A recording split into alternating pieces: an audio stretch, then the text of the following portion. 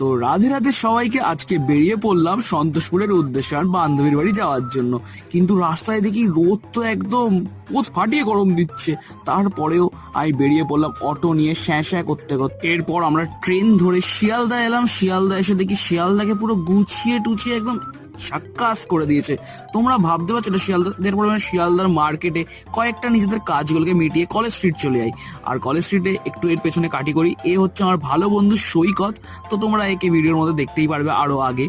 তো এরপরে আমরা খাই এখানে আম পানা। তো এটা আমের একটা শরবত বলতে পারো। এই শরবতটা খুব ভালো খেতে, কিন্তু জানি না শরবতটা কেমন একটা জানি টক টক ছিল। আজকে তো আমার ভালো লাগলো না।